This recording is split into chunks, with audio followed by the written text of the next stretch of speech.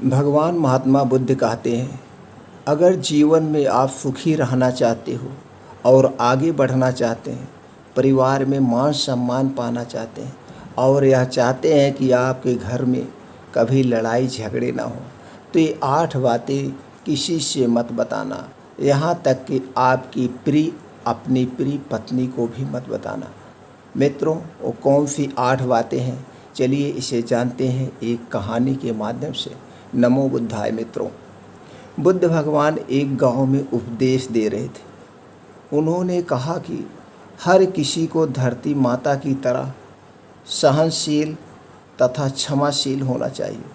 क्रोध ऐसी आग है जिसमें क्रोध करने वाला दूसरों को जलाएगा तथा खुद भी जल जाएगा। सभा में सभी शांति से बुद्ध की वाणी सुन रहे थे, लेकिन वहाँ स्वभाव से ही अति क्रोधी एक ऐसा व्यक्ति भी बैठा हुआ था जिसे ये सारी बातें बेतुकी लग रही थी। वह कुछ देर ये सब सुनता रहा, फिर अचानक ही आग बबूला होकर बोलने लगा, तुम पाखंडी हो, बड़ी बड़ी बातें करना यही तुम्हारा काम है। तुम लोगों को भ्रमित कर रहे हो। तुम्हारी ये बातें आज के समय में कोई मायने नहीं रखती है। ऐसे कई कटु वचनों को सुनाकर भी बुद्ध शांत रहे। अपनी बातों से ना तो वह दुखी हुए और ना ही कोई प्रतिक्रिया की। यह देखकर वह व्यक्ति और भी क्रोधित हो गया और उसने बुद्ध के मुंह पर थूक कर वहाँ से चला गया।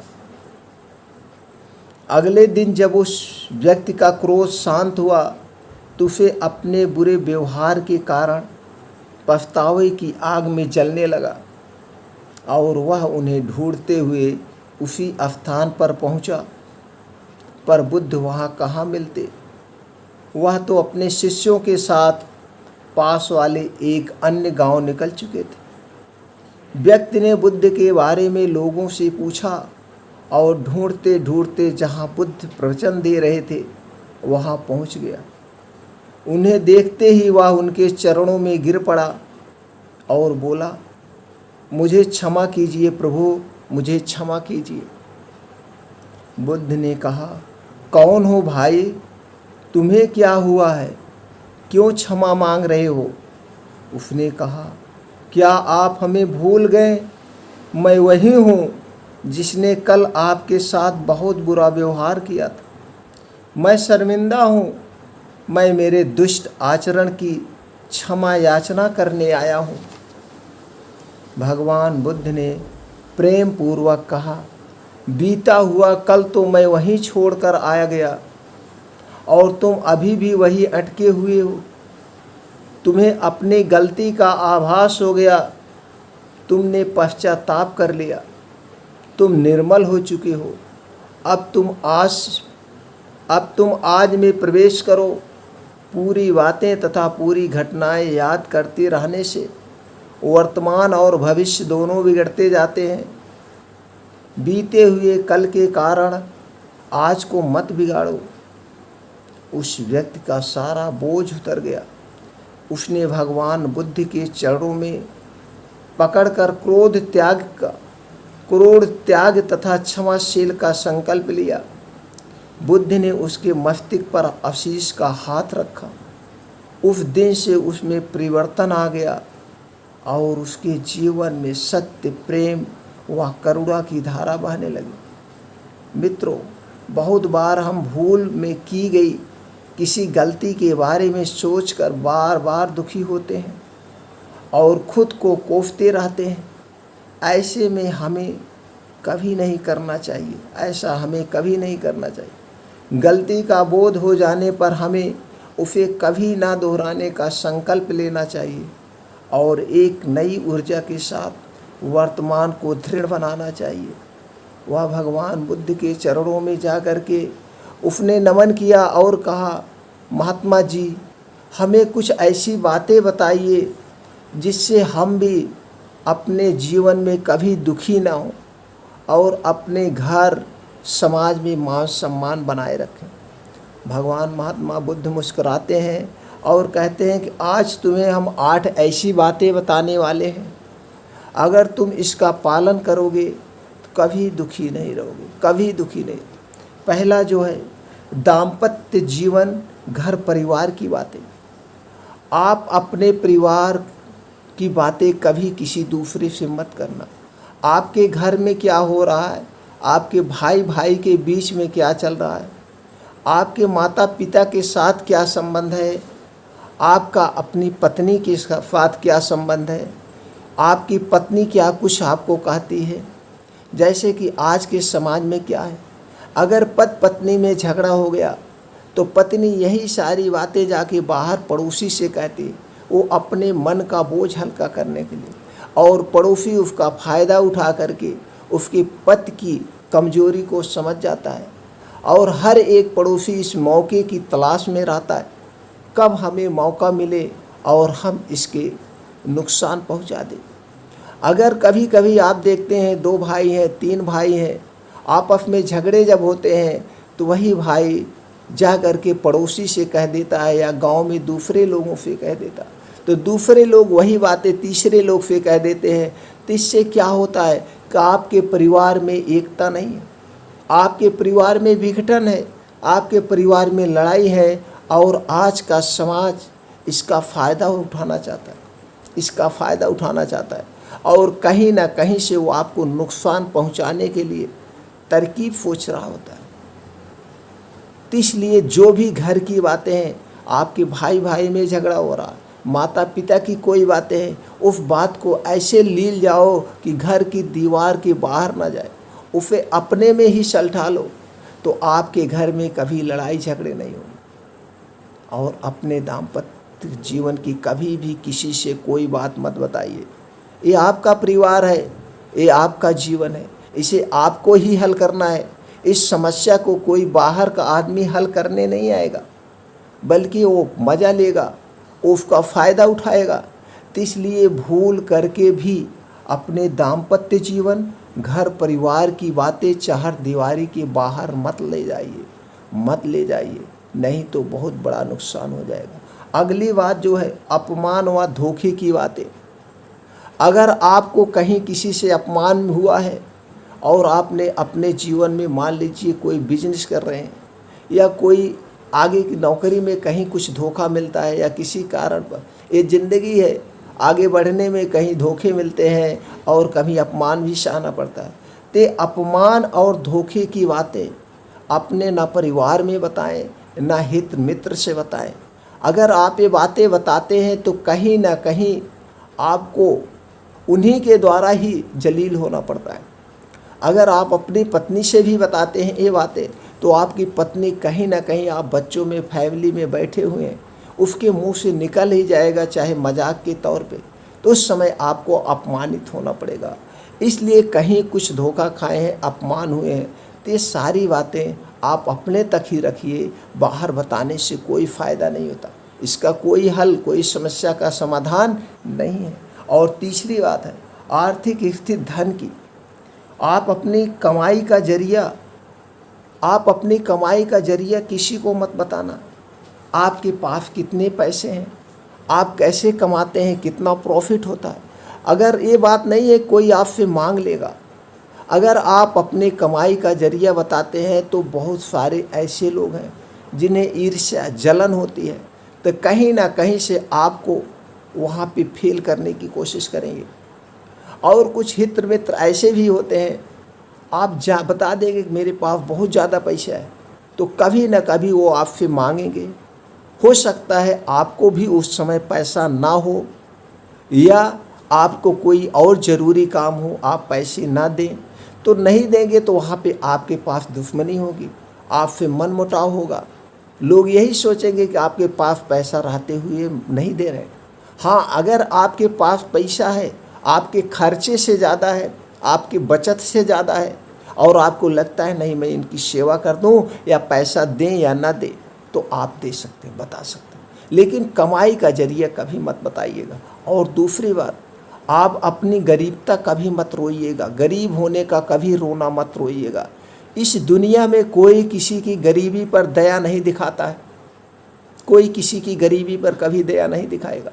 हाँ, उस समय सहनशीलता के दो शब्द बोल देगा, यार बड़ा कष्ट है, आपके पास नहीं है, लेकिन ये नहीं कहेगा कि मेरे पास है चलो मैं दे दूँ, बल्कि वह उसी दिन से आपसे दूरी बना लेगा।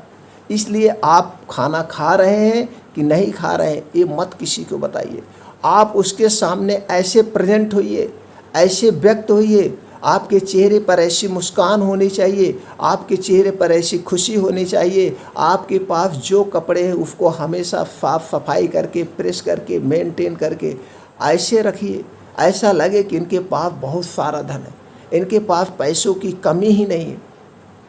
चूँकि देने वाला कोई नहीं है, सब कुछ आप अपने हाथ से ही करेंगे, अपनी मेहनत से ही करेंगे। बहुत कोई आपको सहनशील दिखा देगा, आपको 100-50 दे देगा या 1-2 टाइम खाना खिला देगा, लेकिन इससे ज़्यादा आपको ताने मारेगा, आपको बार बार इसका एहसास दिलाएगा। और अगर आप अपने आप को मेंटेन करके रखते हैं, भले खाना नहीं खा रहे हैं, लोग सोचेंगे इनके पास बहुत पैसे हैं, तब लोग मदद करेंगे। गरीबी में कोई मदद नहीं करता है, जैसे कहावत कही गई है, गरीबी में आटा गील होता है। तो इसलिए अपनी गरीबता का भी रोना नहीं रोना चाहिए, अपनी अमीरी का भी रोना नहीं रोना चाहिए, कभी भी बखान मत करना चाहिए अपने पैसों का, और गरीबी का कभी मत रोना चाहिए। ये बहुत सुखी जीवन के लिए बुद्धिमान लोगों की बातें हैं। अगली बात जो है, गुरु मंत्र साधना। गुरु मंत्र व साधना, आपने क्या, आपके गुरु ने आपको क्या मंत्र दिया है, आप क्या पूजा पाठ करते हैं, आप किस में आस्था रखते हैं, ये अपने आप साधना के बारे में भी मत बताइए। अपने गुरु मंत्र को किसी को नहीं बताना चाहिए। अगर आपने अपनी साधना, आपने गुरु मंत्र का ढिढोरा पेड़ दिया तो निष्फल हो जाता है, निष्फल हो जाता है। तो इसलिए ये भी बातें आपको गुप्त रखनी है, नहीं बतानी है। और पांचवी बात है, जो अपनी योग्यता व कमजोरी, आप कितने योग्य हैं, इस योग्यता का आपको ढिढोरा नहीं पीटना है, क्योंकि आपके रहन सहन से लोग खुद प्रभावित हो जाते हैं। अगर आप वही बार बार बखान करते रहेंगे तो लोग आपको क्या कहेंगे, ये बड़ा बागती है, ये बहुत बोलता है, ये बहुत बोलता है। तो कभी भी अपने ज्ञान का ढिढोरा नहीं पीटना चाहिए। आपको जितना ज्ञान मिले, बल्कि दूसरे के सामने खड़े होकर उतना ज्ञान अर्जित कीजिए। ज्ञान जितना आपके पास रहेगा, आप इस दुनिया में उतने आगे बढ़ते जाएंगे। और आपके पास अगर ज्ञान नहीं है, कमजोरी नहीं है, तो भी लोगों के सामने आप ऐसे रहिए, आपका रहन सहन ऐसे होना चाहिए, उठना बैठना ऐसे होना चाहिए, लोग भांप ही ना पाए कि आप पढ़े लिखे हैं कि नहीं पढ़े लिखे हैं। आप किस, ये सब किस पे डिपेंड करता, आपके रहन सहन पे, आपके कपड़े के पहनने पे, कैसे आप कपड़े पहन रहे हैं, किस ढंग से मेंटेन रह रहे हैं। तो इसलिए आपको अपने आप को मेंटेन रखना होगा और बखान नहीं करना होगा। अगली बात जो है, दान व उपकार की बातें। अगर आपने कहीं कुछ दान दिया है, उस दान को कभी नहीं बताना चाहिए, कभी नहीं। जो आपने दान दिया, अगर दान का ढिढोरा पीटेंगे, दान को दूसरे लोगों को बताएंगे, तो दान निष्फल हो जाता है। और अगर आपने किसी की गरीबी में कोई भुखमरी के कारण मर रहा था, किसी को आपने नौकरी लगवा दी है या किसी का इलाज आपने करवा दिया है, तो उसका कभी किसी से बखान मत करना, भूल कर अपने परिवार में भी मत करना। अगर आपने उस उपकार का बखान कर दिया, लोगों से कहने लगे, तो जिसका आपने उपकार किया है, अगर उसके पास तक वो बातें पहुंच जाएगी तो क्या सोचेगा, इन्होंने हमारी गरीबी में साथ दिया था और ये लोगों से कह रहे हैं, उसके भी अहम है, उसको भी अहम को ठेस पहुंचेगी। इसलिए आप अपना उपकार जो भी करिए, वो अगला आदमी तो समझ ही रहा है। आप इसी तरह से 10 लोगों का सहायता किए हैं, 10 लोगों का उपकार किए हैं, तो 10 लोगों के निगाह में आप तो भगवान ही है ही हैं, भगवान तो मान ही रहा है, और उसके परिवार के लोग भी भगवान मान रहे हैं। क्योंकि जिसका आपने उपकार किया है, जिसका आपने इलाज किया है, आपने उसकी गरीबता में साथ दिया है, वो तो अपने घर कहेगा कि भैया फला आदमी ने हमारा सहयोग किया, इन्होंने हमें गरीबता से उबारा, तो उसके घर के लिए तो आप देवता हो ही गए, तो अपना बखान करने की ज़रूरत नहीं होती है। तो कभी मत करना, दान और उपकार की बातें किसी से मत बताना। और अगली बात जो है, मन व भविष्य की रणनीतियाँ। आपने अपने मन में क्या, मन में आपकी बात चल रही है, आपकी भविष्य क्या योजना है, आप भविष्य में क्या करने वाले हैं और क्या करके आप आगे बढ़ने वाले हैं, ये बातें आप अपने परिवार, अपने पत्नी, किसी से नहीं बताएं। सिर्फ आप अपनी योजना पर काम कीजिए, अपनी योजना पर आप काम कीजिए। आप अपनी योजना पर जब काम करेंगे तो आपको जब एक दिन सफलता मिल जाएगी तो लोग खुद जान जाएंगे। हो सकता है कि योजना आपने बताया, अपने घर में बताया, अपने बहन, अपने औरत से बताया, हो सकता है कि जो आप काम करने वाले हो बहुत बड़ी योजना हो, और कहीं ना कहीं वो किसी और से कह देगी। औरतें अक्सर कह देती हैं, बहना मैं आपसे बता रही हूँ, ये हमारे घर का शिक्र है, लेकिन तुम किसी से बताना नहीं। तो अगली बार क्या कहेगी औरत, अरे बहन कभी कभी हमसे सुन लेना, किसी से बताए हैं तो कहना, मैं ये बातें किसी से नहीं बताऊंगी। वो तो कह देगी, लेकिन यही बातें वो अगली बार भी कहेगी कि बहन किसी से मत बताना। इसलिए अगर आपने भविष्य में की कोई योजना बनाई है और इस योजना पर काम कर रहे हैं, तो कभी भी अपने भविष्य की योजनाएं, रणनीतियाँ किसी से मत बताना, घर में भी मत बताना, उस पर काम करते रहना। और एक दिन जब आपको सफलता मिल जाएगी तो लोग जान जाएंगे, लेकिन तब भी मत बताना आपने कैसे इस सफलता को हासिल किया है। ये बातें हमेशा याद रखना। और अगली बात जो है, अपनी बीमारी व दवाई के बारे में, अपनी बीमारी व दवाई के बारे में, अपनी बीमारी, आपको क्या बीमारी है और उसके लिए क्या दवा खा रहे हैं, ये अपने परिवार में भी मत बताना, यहाँ तक कि अपने पत्नी को भी मत बताना। हो सकता है आपकी जल्दी में शादी हुई हो, या आपकी अभी ऐसी उम्र है, अभी उम्र आपकी काफ़ी है और आपको कोई ऐसी खतरनाक बीमारी हो गई जिस बीमारी का काफ़ी लंबा इलाज चलेगा। हो सकता है वो इलाज से ठीक भी हो जाए, ना भी ठीक हो जाए। अगर आपने अपनी पत्नी से बता दिया तो उसके दिमाग में कब क्या बातें चल जाए, वो सोचे कब तो इनकी ज़िंदगी ख़त्म ही होने वाली है, अब हम दूसरे के शादी कर लेते हैं, दूसरे पे चले जाते हैं, हम अपने ज़िंदगी को क्यों बर्बाद करें। तो इसका एक रीज़न ये भी है। दूसरा रीज़न है, जब हम जो दवा खा रहे हैं उसको बार बार किसी से कहते हैं तो हमारे मन में बार बार वो बातें आती हैं कि हम दवा खा रहे हैं, हमारा बीमार है। तो हमारे अंदर एक तीसरा मन पाया जाता है, जो तीसरा मन यही बातें आपको बार बार रिपीट करेगा, आप बीमार हैं, आप बीमार हैं, आप दवा खा रहे हैं, आप बीमार हैं तो आप दवा खा रहे हैं, तो उसमें वो फ़ायदा नहीं करता। तो इसलिए अपनी बीमारी, अपनी दवाई के बारे में भी कभी किसी को मत बताना, किसी फैमिली को।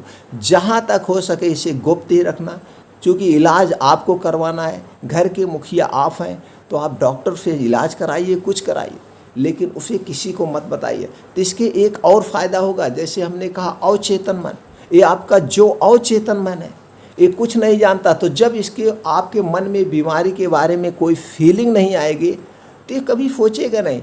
तो आपको फीलिंग ना आए इसके लिए आप अपने आप को मेंटेन रखेंगे, अपने आप को हमेशा उसी बॉडी में रखेंगे, उसी एक्टिविटी से रखेंगे, तो आपके चेहरे पर बीमारी से संबंधित कभी कोई बातें नहीं आएगी, आपका चेहरा हमेशा खुशियों से भरा रहेगा।